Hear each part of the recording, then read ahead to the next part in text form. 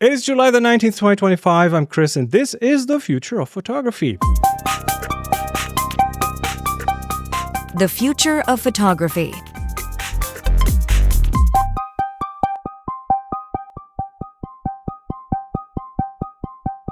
And with me, Jeremiah and Adrian. Hello, Hi. Guys. Hello. Make some noise. Oh, yeah, I can hear you. Okay. I'm here. Honestly, I'm here. Here's some comfort noise. There's usually plenty of comfort noise on your line, Jeremiah.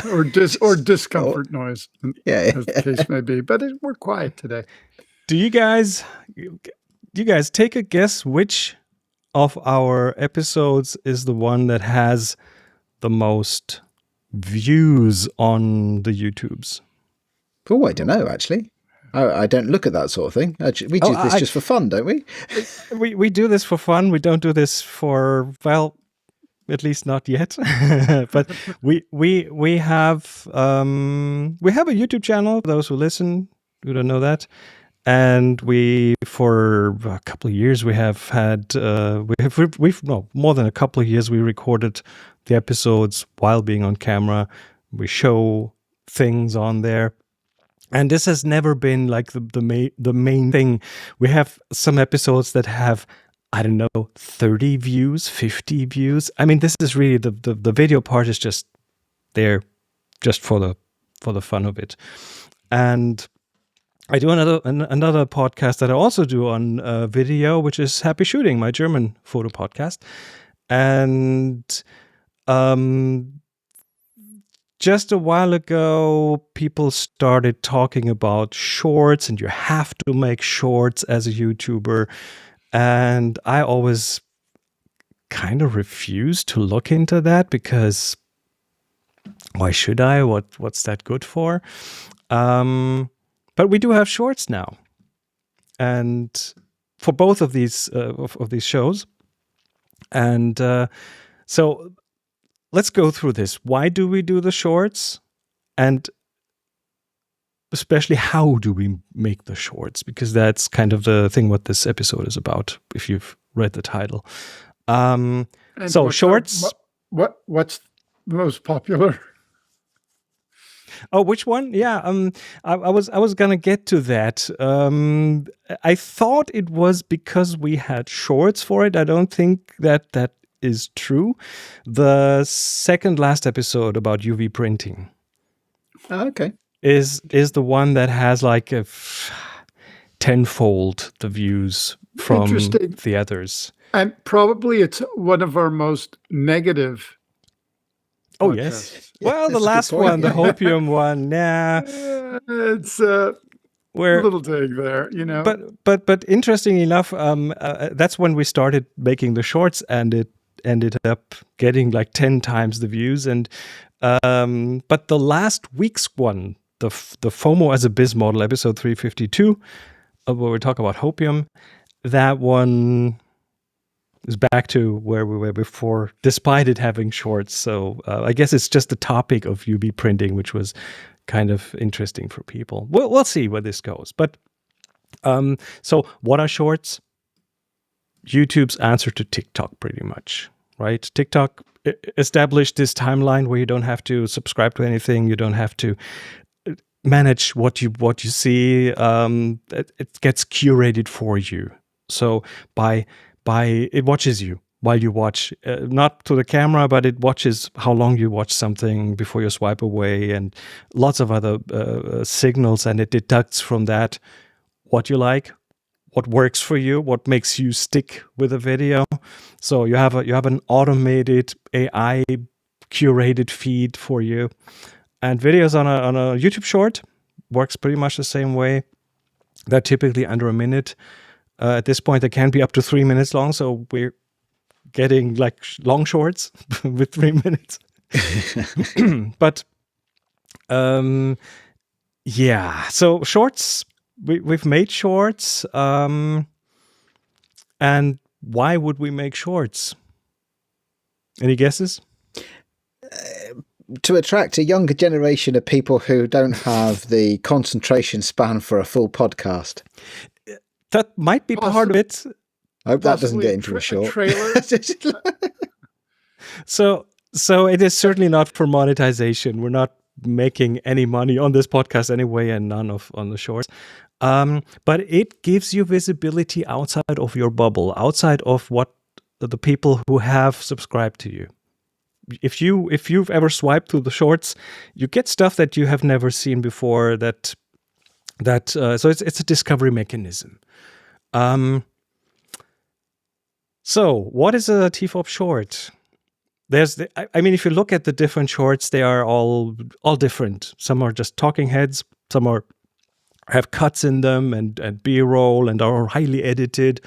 When I looked into making these shorts, and I'm the one making them, it occurred to me that I don't have the time to spend on lots of editing.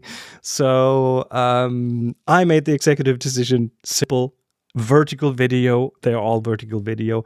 Just the three of us on like stacked on top of each other, uncut, just a snippet of a minute or something along those lines.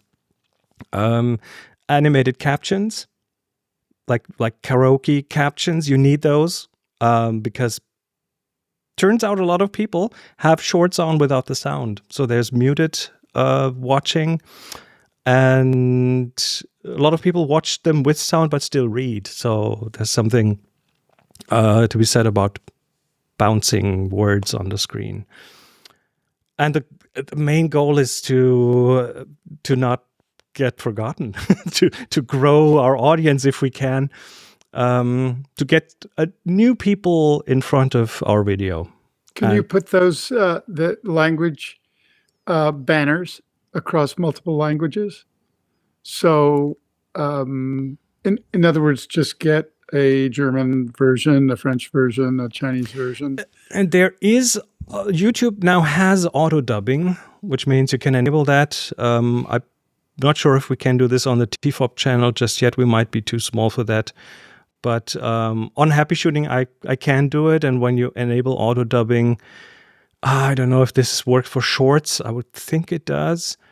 And then I think YouTube looks at the language settings of the viewer, and if they allow translations, they get an auto-dubbed version, which is horrible. I mean, it's just the voices are very low quality, not very animated. Yeah. I accidentally ran into a few auto-dubbed things where I had my system on English and a German video was then played in English to me. And for me personally, it's a total no-go, but it might open up for other audience. I don't know if we can do it. I'm not even sure we want to do it, but anyway. So yeah, for a while now, I've like a month maybe, I've dabbled in shorts. And I initially started doing this manually. Final Cut Pro. Pull our individual cameras, which we have that from like Restream, the system that we use here. I get 3 individual camera feeds. So download 3 videos,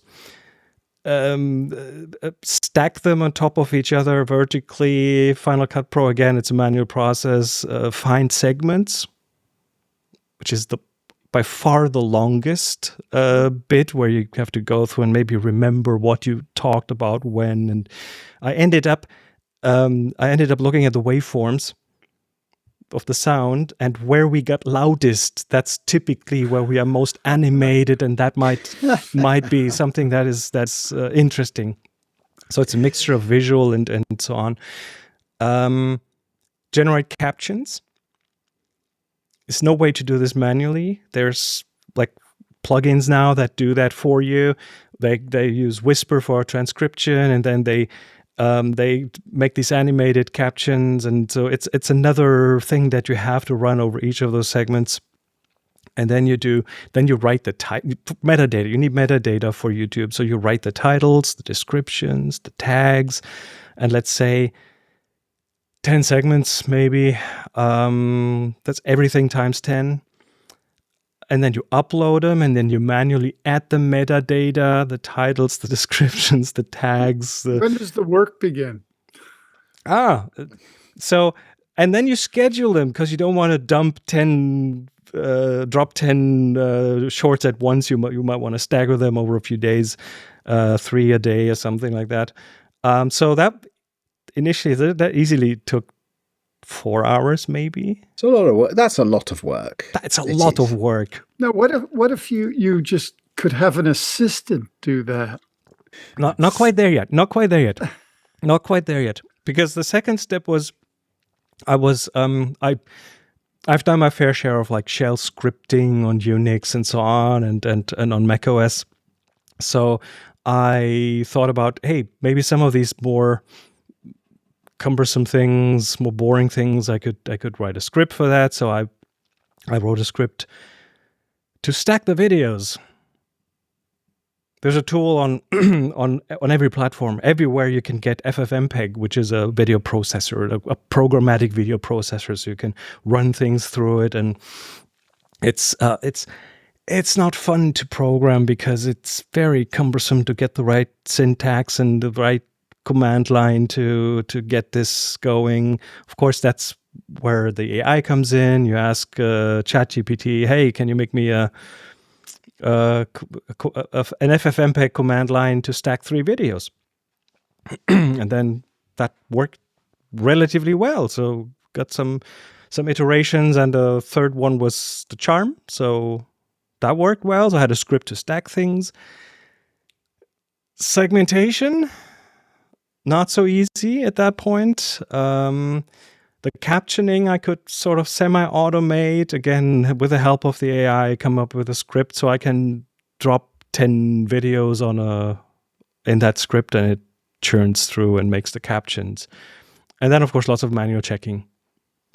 You do a lot of viewing and say, the stacking, something went out of sync, so I have to fix that, or this segment sounded good, but if I let it with the captions, it's horrible. So let's dump that and so on. So that brought it down to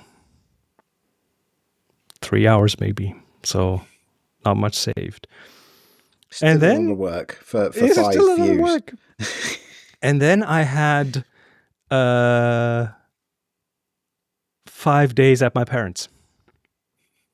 They had a big birthday, and the whole family was there, and but there was lots of time too. So I started vibe coding a bit of parts of that process, and went into like I got to automate maybe 80% of that with scripts with AI.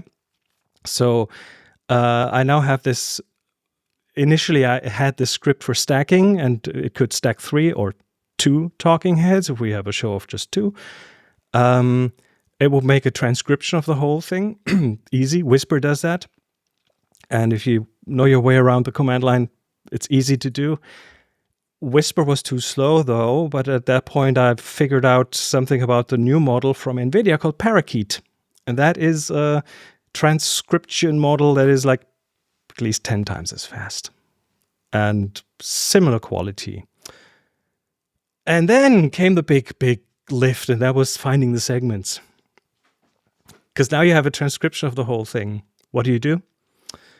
Well, you ask the AI, what are the good bits? And initially, that was very bad. Okay, so maybe there were no good bits. Yeah, it might have been perfectly accurate. Yeah. So the transcript, the Whisper transcript that I played with initially doesn't segment out speakers. It just has one stream of consciousness kind of thing, which made it a bit hard. And so a simple prompt like find the good bits, I want to make YouTube shorts, does not cut it. So you get, what you want back is timestamps. Good bit from this timestamp to this timestamp. Second good bit from this timestamp to this timestamp. And so I used another AI to work on that prompt, and ended up with like a prompt that doesn't fit on a screen. It very, very like, okay, so the story. Jeremiah, you're a storyteller. What does a good story need?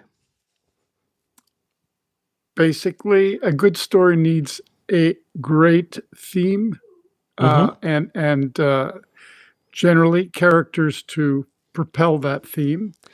But technically, it needs something that is about what happens next. And when you inject the what happens next, you have a great story. And you must. Excuse me for a moment. My dog it's okay. has woken up. I must go let him out. So All right. Don't worry about it. Don't worry about it. I'll take it from here. So the goal for these shorts is to be captivating, right? You want people to watch this thing, right? They swipe onto a short, and within the first 2 seconds, you need to have captured them. You need to have them on your side. With our flashes of brilliance, because, of course, we do have flashes of brilliance on this podcast. Every now and then, I think we do, yes. So no, but several per show, surely. We do. And so the goal is that it has to be captivating. It has to, like, have a hook, pretty much, an initial hook of some sort, and then you need a bit of an arc. It kind of needs to be entertaining.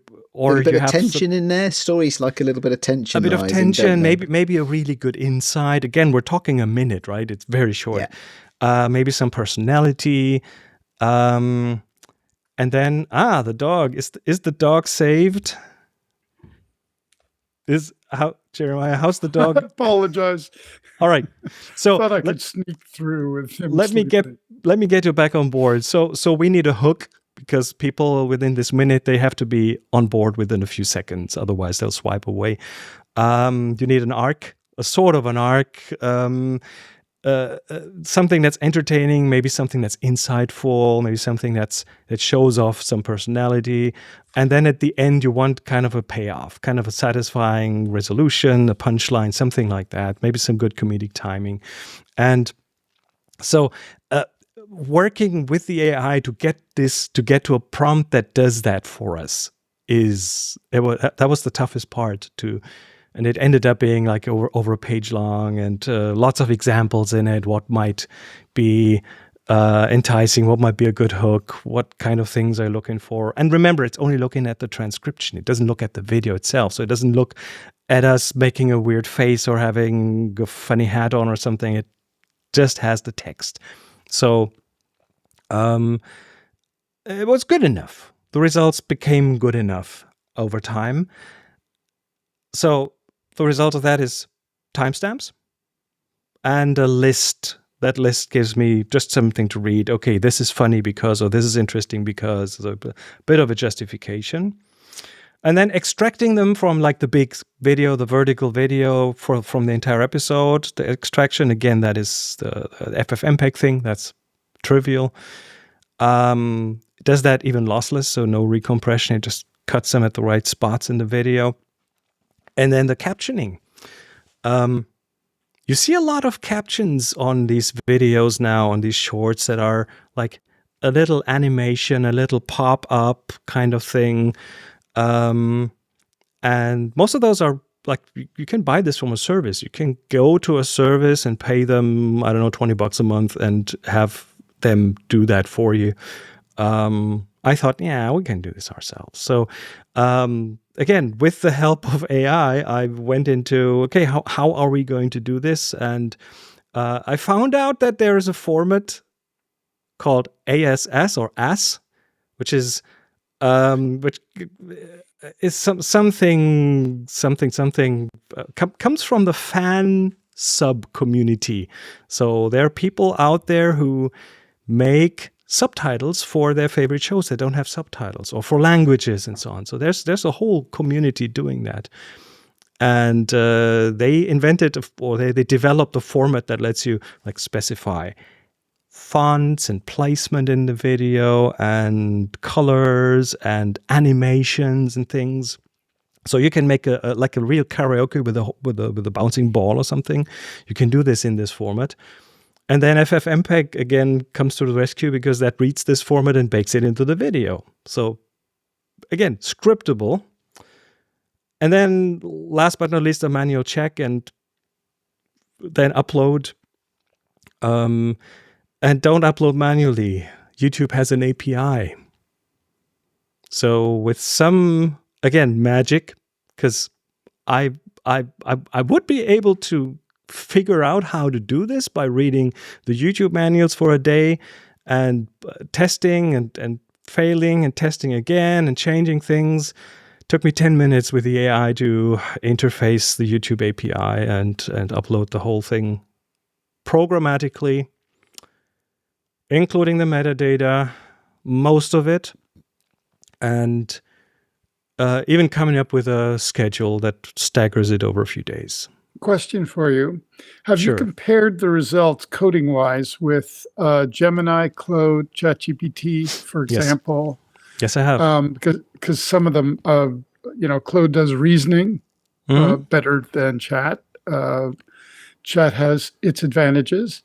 And of course, Gemini has a whole other approach with math. I think it does math very well. But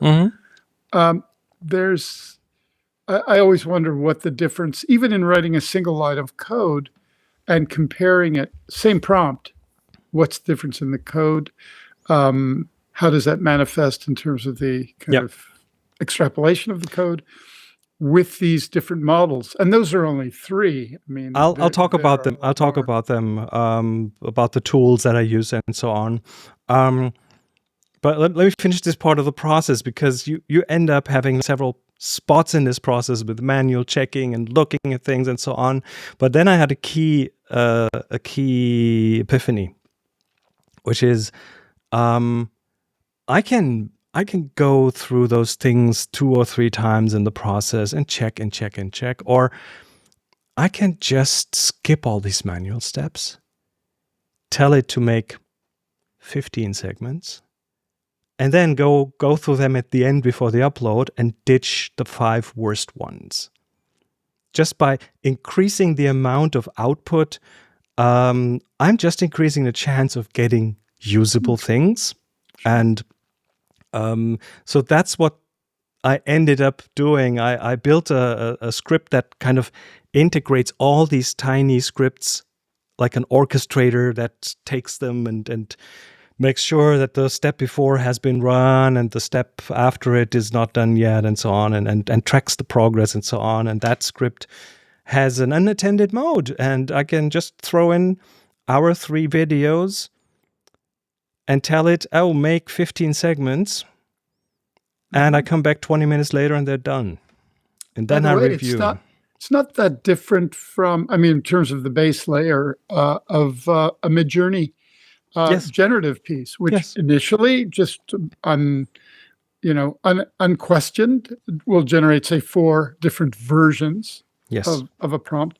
But you can program it, or you can command it to do 4 different versions of 4 different pieces. You can actually expand it so you can get something like, on a single prompt, maybe 20 versions, and then discard, reuse, and bounce back.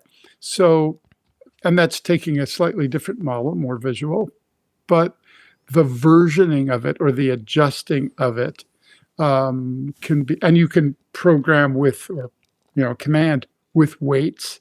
In other words, vary this in terms of weights. One heavy weight on this, the other one lighter weight, more weight on another word or description, and come up with very, very different approaches. And again, we've used this.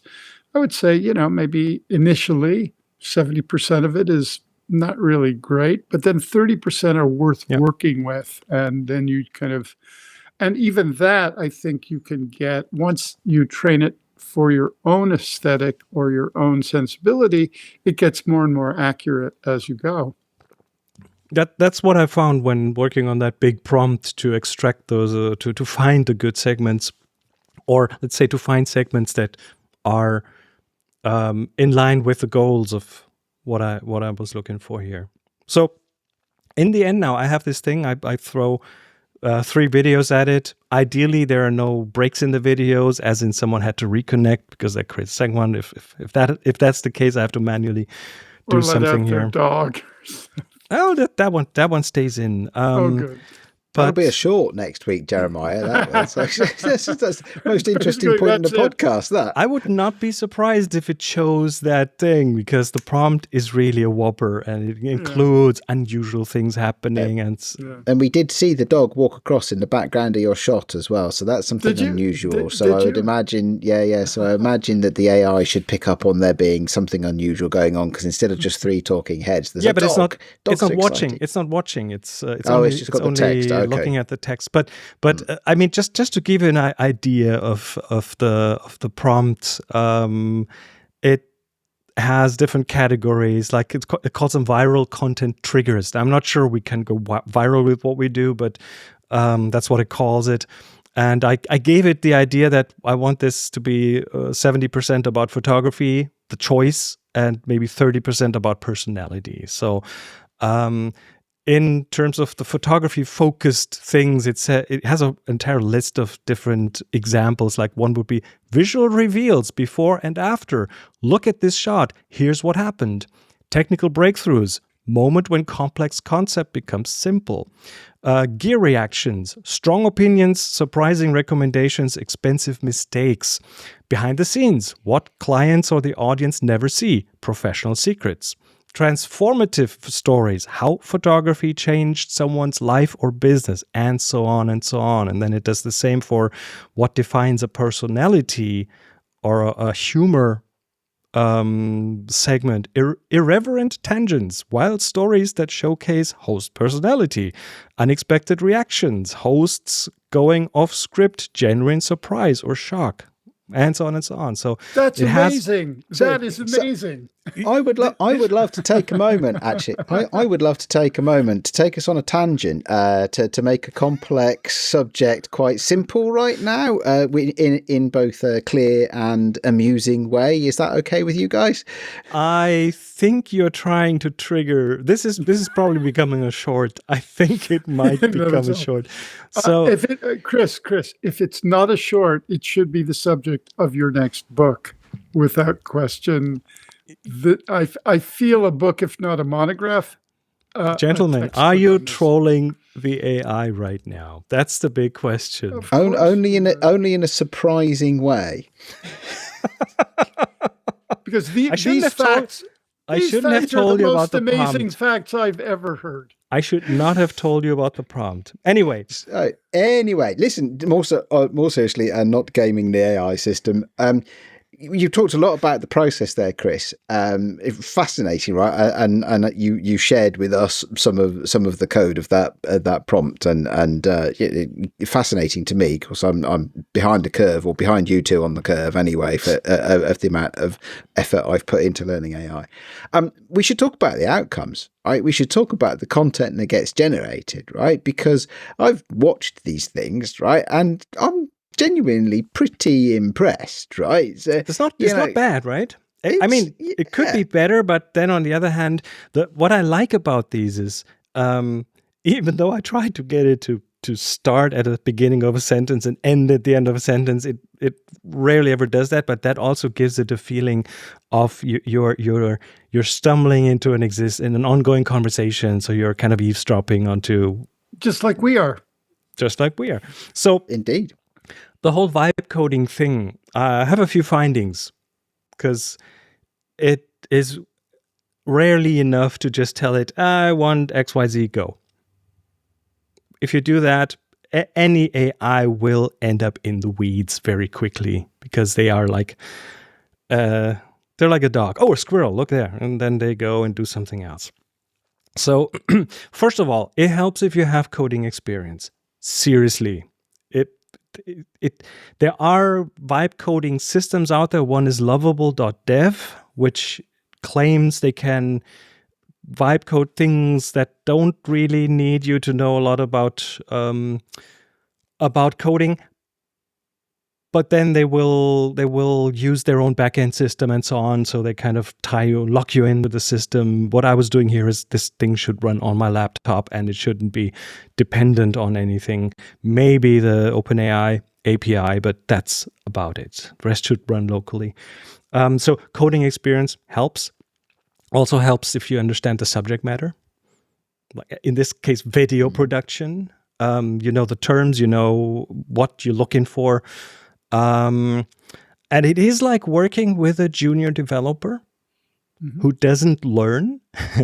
And you need to be very clear about what you want, and you need to repeat things a lot. Repetition, very important in all manner of these things, because by repeating, it starts to pick up on importance or weights in this case. It does. And kind of, that's why I asked you about the different models, because if you have a overall model that is focused on reasoning or kind of back and forth, generating a kind of output that it does not reveal yet, then it goes back and questions it back and forth. It takes a little bit more time and certainly a lot more compute power. But then it starts to deliver things that it has already self-criticized in a way and expanded on. So that's really not good enough by way. And this will be the subject of a future podcast, but I'm working on a project with friends that basically are training an AI model not to generate work as much as to have a worldview, a point of view, a sensibility by all manner of input, and then by prompting it, it starts to generate imagery based on the feeling it has overall, without going into too much detail. But I was experimenting with it the other day, and what was very interesting about it is it generated an image for me and then said, "No, I don't think this is what we were looking for. This doesn't feel right. Let me try it again." I'm getting worried if the AI uses terms like feel. Anyway, they're programmed to do that, though, aren't they? There was a whole slew of releases a few months ago that about making the AIs more approachable, wasn't there? So let's go back to the shorts. So the LLM needs a roadmap. It needs to be kept on rails. Very important. It needs a very structured approach. So you really have to, if you've ever worked with a programmer, you need architecture first. You need to develop the architecture of what you want to do. How does it look? How do parts of it interact? What pieces do you need? And then you need a very detailed implementation plan, task by task by task. So you have to make it go task by task, and every single task needs to be testable. And so you implement first bit of the thing, and then the second bit, and every time you have to make it stop and say, okay, go and test this. Does it work? Does it work as expected? Okay, good. Next step, and so on. So, and then you need to verify. Because depending on the models, you end up it ends up going into the weeds anyway, and sometimes you have to have a neat intermediate documentation. I sometimes ask the LLM, hey, document what you know, what you have, and document it in a way that I can pass it on to another engineering LLM, and that usually does a good job. So you make it kind of dump its memory into a file so you can use that later. I have a few questions about the tooling of the element of the process, actually, because vibe coding can mean different things, can't it? Right? Oh, yes. Sometimes vibe coding means I want to chat with my LLM and get it to generate some code that is an executable program of some sort. Yes. So and it can mean other things as well. So how you've worked with one AI to get to generate this complex, clever prompt? No. And then other AIs to do other bits of the process. Yeah, that's what I mean. Exactly. So here's the thing. I use Cursor. That's an IDE, an integrated development environment. I use the paid version, costs me $20 a month, and that gives me access to a lot of different models. So this thing can interface with almost any model out there, including Claude, Sonnet 4, Opus 4, which are kind of very strong coding models, but also OpenAI models. and you get a certain contingent, a certain amount of prompts per month. And then you can also throw in an API key if you haven't, let's say you have an OpenAI API key, and it will use that model using your API key. So that gets charged to you separately. So it usually does an auto mode where it looks at what complexity you're asking it, and then it'll choose the best model for that, which works reasonably well. But so let's start from scratch though, because I don't know this stuff, and I'm sure that a lot of our listeners and viewers won't know this stuff. So you have an IDE, right? Now, my picture of an IDE is when a software developer is writing code, they have multiple monitors, lots of windows, and there's a bit in there where they're writing the syntax of the code itself, right? So how does it work? Are you have you got a chat interface with Cursor, or have you got a you writing code, or are you how is it that this is what it looks like? I'm showing you on screen here. So what you have is you have your files here on the left, and you can look into these, and that's the code that was written by the tool. It's a bit cramped now because I'm putting this in a smaller window. And on the right-hand side, you have a kind of a chat interface, and you have different modes. You have an ask mode where you chat with it, or you have an agent mode where it can do things. So in the agent mode, you would say, put that in a markdown file, write that down, and it will do it and create a file, and it can do this in the project directory, where the project folder that you're working in. It can also run commands, and it will typically ask you, can I run that? And you go, yep. And then it'll run a test, or it'll run other things that it needs to run. And that could be tools on board. That could be just a look at the directory. That could be all sorts of things. It has pretty much access to the code base, to all the files that you have in that project, which are the scripts, which are auxiliary files, which are config files, which are assets, and so on that you use. So, and then you have the choice of models down here. So there's a whole bunch of different models that you can use, and you can see the different GPTs and different Claudes and different Geminis. And if you open up all models, there's different versions of GPTs. You can add custom models. So it gives you a lot of flexibility in what you use. So you've got access to a whole team of AIs, and you can run them in different modes, essentially. Yes, you can. And through that process, you get the AIs to generate you the code to do the things that you want them to do. And do they then spit that out then as like a Python script or something? Whatever you want. You can tell it to write Bash shell script. You can tell it to write Python code. It'll often go to Python straight away because it's been trained on or most of them have been trained on a lot of Python. But the Cursor program will execute that code as well, right? So you've given it your API key. So if you tell it to, it can grab the files from a folder that you've specified. Yes, assess them, find this, send them off to the LLM to find the interesting bits. Right. That comes back, and then another script, is what compiles that all into one video, and another script is what publishes it to YouTube and stuff. And it's all done in this one Cursor environment, is it? Yes, it is. And it integrates with Git, so it keeps versions of everything, which means so you can manage your code as well. You can manage your code in there, and cool. if it messes something up, you can go back to the last version. If you have ever done development, this will feel very familiar to you. If you have not, then you might want to look into something like lovable.dev, which is more let me just talk to this thing. I don't need to know anything about coding. It's not as powerful then, though.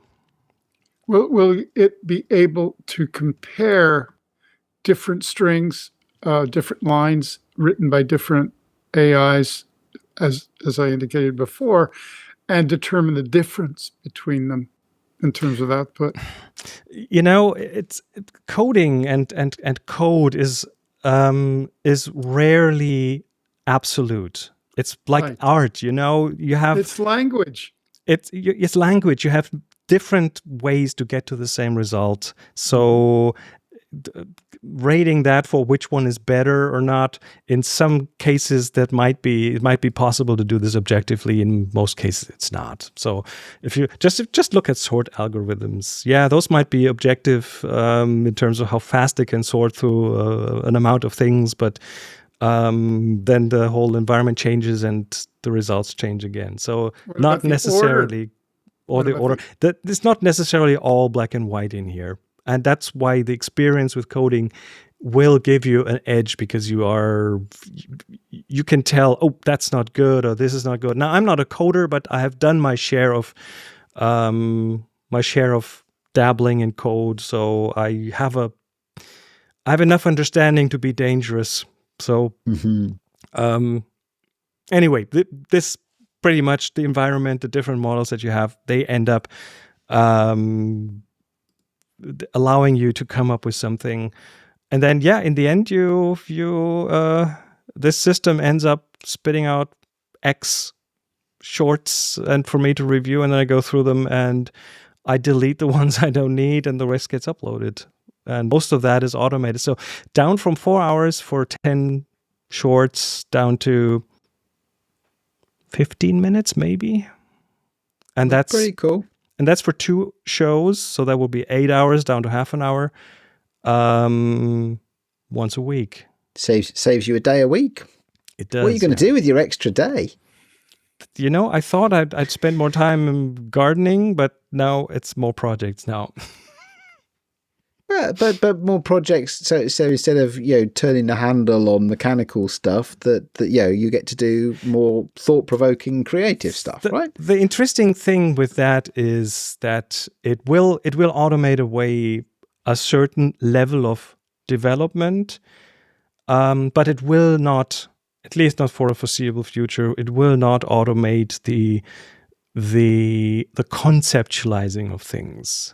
And by foreseeable future, you mean the next 3 months?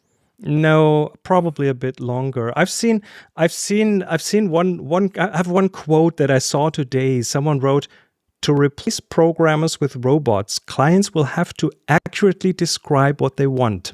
We're safe." Ah, there it is. In a nutshell, yes. That's it in a nutshell. Your job, if you use this system, or if you are a product manager at a software company working with people, your skill is to translate from what the client needs or what the product needs to the technical side. So, do you know what? What passes for my career is exactly that. Right, that's what I do. You've spent plenty of time integrating things. I know. Well, yes, I have, but I work with clients to help them articulate what they need, so that the engineering teams can go and do the engineering. So that's a big part of what I do. If you manage to get your head around the vibe coding part, you're safe. Your job will be safe. Do you know what? I'd rather retire. I'm not quite close enough to retirement age yet, but I'm just going to see it out. I would be happy to get my head around the vibe coding bit. I mean, it would be quite a challenge for me. I think a new thing. Last time I wrote any code was Visual Basic for applications in about 1995. So it's been a while. But I would love to do this. The thing where my head is going is I want to play with the weights, right? I want to hack into your Git club and turn up the silly factor and see what comes out. That's the thing. I'm more, the way that my mind works is I'm more sort of, how can you exploit these things to generate cool stuff, right, and to cause cool outcomes to happen. I'm quite an outcome focused person rather than a coding or process focused person, so my mind turns to how I can use these things. And by the way, we talked about advertising a bit the other week, and advertising agencies who will very soon, if not right now, have the purview of creating commercials within the agency itself by using generative tools of video, etc., and forego hiring production companies to do the same.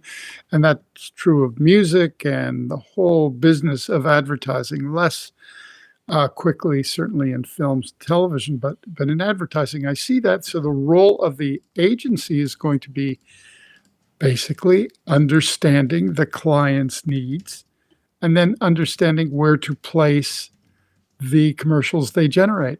And that's a little bit different than how it's been, though it has similarities. But I'm not the only one. Anyway, I think that's enough to get people interested, or well, Definitely. send us Or put to or sleep. not send us feedback. Let us know what you think about this, and we'll update the story as this thing might learn a few tricks. And if the shorts don't do anything for us, then we might just not do them anymore. But let's get some feedback though in the Discord, people. Right, go watch the shorts on the YouTube channel, and let's get some chat going in the Discord about which shorts you like, why you like, which ones you don't like, what you think of it in general, because that would be a really good feedback loop for all of this stuff, I think, wouldn't it? Yeah, this is the Discord, tfttf.com/jointfob. You have a standing invitation for our Discord. All right, time for the picks, and of course I will, pick the IDE I was just talking about, which is Cursor. And let me just put this on the screen over here. So again, this thing for free, you get a very basic amount of turns on a little project. But if you're a developer, it's pretty much Visual Code, VS Code with additional AI features. And you can find that at cursor.com. And the second one I want to share is the other one I talked about, and that is lovable.dev, which, again, we're talking about $20 per month for each of those. If you want to do something that is a bit more serious, lovable.dev is much more focused on people who have no coding background, but then you're a bit locked into their system because they use a lot of their own backend. But if you want to dabble, have a look. Certainly worth checking out. There are more of these kind of things out there.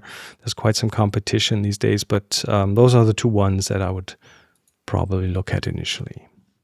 So, Adrian, you brought us two things.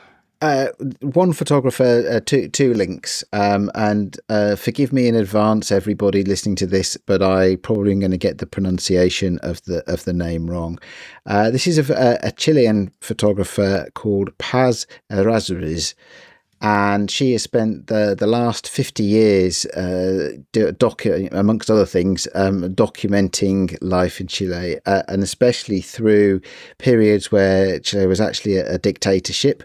And she has, done a lot of documentary work on things that were very much at the edge of or forbidden in society. Things like transgender sex workers, political dissidents, and stuff like that.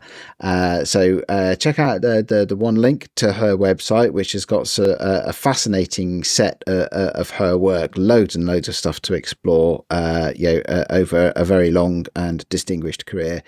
And the second link is the reason I became aware of her work, because I honestly not heard of her name before. Is because she currently has a show in the UK, and it was actually the show that I became aware of. And just for a change, it's not one in London, it's in a city called Milton Keynes. Maybe it's a town. I don't know if Milton Keynes is a city or a town, but it's north of London in the countryside. Yeah, it's a town. A lot of red brick. A lot of red brick, as I recall. Very famous for two things, actually. Very famous for the sheer number of roundabouts it has, and also very famous for its concrete cows. Literally, statues of cows made out of concrete. I can't remember the backstory for that one, but those are two of the things that Milton Keynes is famous for. All right, and Jeremiah, you brought us Manus. Yeah, Manus. Well, it's basically it's good for vibe coding. It's an agentic focused Very sophisticated, very well done, and very could be very accurate. Worth pursuing if you have any interest in different models and how they work. This one is particularly interesting in terms of its ability to go out into the world, do tasks, and bring them back, completed or semi-completed. So it's definitely worth a deep dive pursuant to what we've been talking about. And with all the other pricings, I would expect it to also be like $20 a month. Yeah, there's a free version, so you can dabble in it. Awesome. Cool. So that brings us to the end. Again, if you are interested in discussing things with us, come visit our Discord. If you want to see other episodes, go to thefutureofphotography.com or our YouTube channel, which has a nice little shortcut, youtube.com/@tfop. Then you end up right on our channel. And with that, we'll be back soon with more. Until then, everyone, take care and bye-bye. Bye. You've been listening to The Future of Photography. Join the discussion on our Discord, find the show notes and all episodes at thefutureofphotography.com, and subscribe wherever you listen to audio.